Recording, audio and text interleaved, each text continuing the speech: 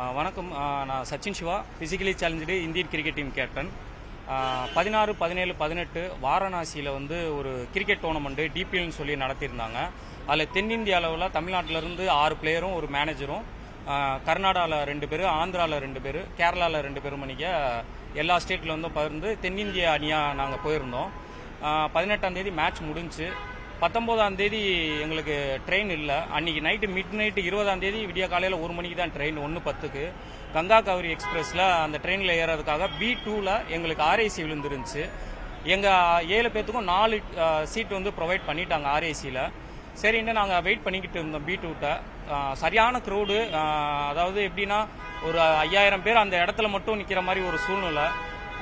எல்லாருமே unreserved, ticket எடுக்காதவங்க தான் நிறைய பேர் நின்றுருந்தாங்க. அதுக்கப்புறம் சரி ஓகே எப்படியாவது ஏறிடலான்ட்டு அங்கே உள்ள காவல்துறையிட்டலாம் ஹெல்ப் கேட்டோம். யாராவது எங்களை ஏற்றி விட்டுருங்க, இந்த மாதிரி எல்லாருமே ஃபிசிக்கலி சேலஞ்சாக இருக்கிறோம், எங்களை ஏற்றி விட்டுருங்கன்னு உதவி கேட்டோம். ஆனால் எல்லாருமே வந்து ஹிந்திலே பேசிட்டு நாங்கள் இங்கிலீஷில் பேசினதை கூட யாருமே புரிஞ்சுக்கலாம், அவங்களால எதுவுமே இது பண்ண முடியல. அப்புறம் வேறு வழி இல்லைன்ட்டு நாங்கள் அப்படியே நின்றுட்டோம். ட்ரெயின் வந்துச்சு, வரும்போதே ஃபுல் க்ரௌடோட வந்துச்சு. அதாவது அந்த என்ட்ரி கிட்ட கூட எங்களால் போக முடியல, கதவு கிட்ட கூட எங்களால் போக முடியல. அதுலேயும் வசந்த் நம்ம டீமோட வைஸ் கேப்டன் உள்ளக போனப்போ அவர் விரலெல்லாம் வந்து கொஞ்சம் ஃப்ராக்சர் ஆயிடுச்சு. அதுக்கப்புறம் அவரை கட்டு போட்டு நாங்கள் ஃபர்ஸ்ட் எய்ட் பாக்ஸ் வச்சுருந்தனால அதெல்லாம் பண்ணியிருந்தோம். ஏற்கனவே இன்ஜுரி ஆயிருந்துச்சு, அதோட இது ரொம்ப இதாகி வீக்கெல்லாம் ஆயிடுச்சு. நான் அதோட வேண்டாம், நீ இதில் நம்மளால் ஏற முடியாது, நம்ம கிளம்பிடலாம் அப்படின்ட்டு வந்துட்டோம். மிட் நைட் 2 மணி 2:30 ஆயிடுச்சு அந்த போராட்டம் முடிஞ்சு நாங்கள் வெளியே வர்றதுக்கு. உடனே கிளம்பிட்டோம். கிளம்பி வெளியே வந்தால் எங்கேயுமே நிற்கிறது கூட இடம் இல்லை, அவ்வளோ க்ரௌடு. அதோட வெயிட்டிங் ஹாலுக்கு போனோம்னா அங்கேயும் இடம் இல்லை, ஃபுல்லாகிருச்சுன்ட்டாங்க. அப்புறம் மறுபடி அதுக்கு மேலே ஒரு மாடி மாதிரி இருந்துச்சு, ஆஃபீஸ் ரூம் மாதிரி. அங்கே பசங்களை கூப்பிட்டு சேஃபாக வச்சுக்கிட்டேன். முடிச்சுட்டு அந்த டயத்தில் 3 மணி ஆயிடுச்சு. யாரை கான்டாக்ட் பண்ணுறது என்ன பண்ணுறதுன்னு ஒன்றுமே புரியலை.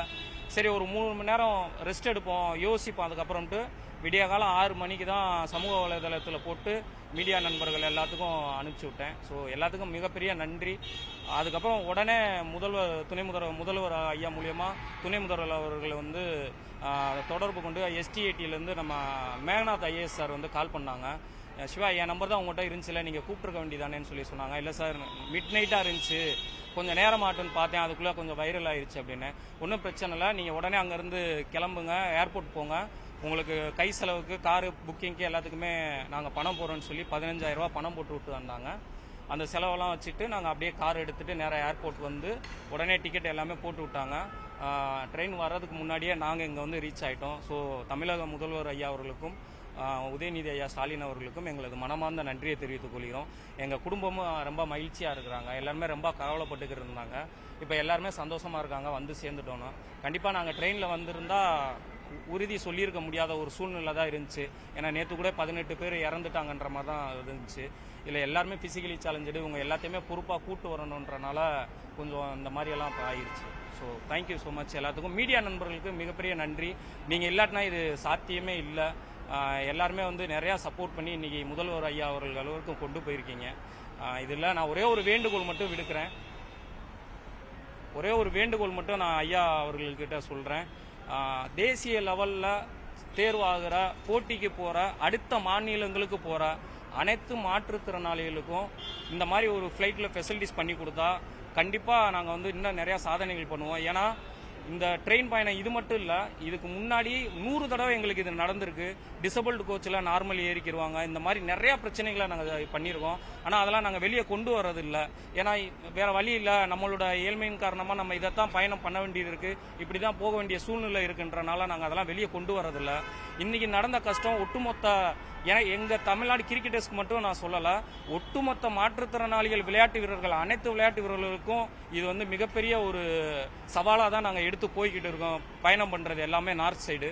ஸோ அதுக்கு மட்டும் கன்சிடர் பண்ணி எல்லா மாற்றுத்திறனாளிய விளையாட்டு வீரர்களும் தேசிய லெவலில் போகும்போது கொஞ்சம் ஏதாவது சப்போர்ட் பண்ணி எங்களை அனுப்பிச்சி விட்டீங்கன்னா தமிழகத்துக்கு இன்னும் பெருமை சேர்ப்போம்ன்றதை நான் தெரிவிச்சுக்கிறேங்க.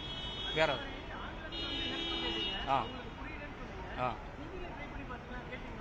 சார், எனக்கு தெரிஞ்சு சார், எங்களை ஹிந்தி கற்றுக்கிற சொல்கிறத விட அவங்கள இங்கிலீஷ் கற்றுக்கிற சொல்லுங்கள் சார். அதுதான் இங்கே பிரச்சனையாகவே இருக்குது. அது ஏன்னா ஒரு மனித நேயம்ன்றதே இன்னுமே இல்லை. இப்போ இந்தியாவில் எல்லாரும் இங்கிலீஷ் சொந்த தாய்மொழி பேசுகிறோம், அதுவே போதுமானது. அங்கே நாங்கள் 95% யாருமே இங்கிலீஷ் பேசவே இல்லை. இல்லை சார், எங்களுக்கு கொஞ்சம் கொஞ்சம் புரிய வைக்க முடியும், சாலிடாக எங்களால் பேச முடியாது. ஆனால் வந்து ஆர்மி ஆஃபீஸர்லேருந்து போலீஸ்காரங்க வரைக்கும் எல்லாருமே நிற்கிறாங்க. அவங்களுக்கே வந்து இங்கிலீஷ் எதுவுமே தெரிய மாட்டேங்குது. அதான் பிரச்சனையே எங்க. வேற ஏதாவது?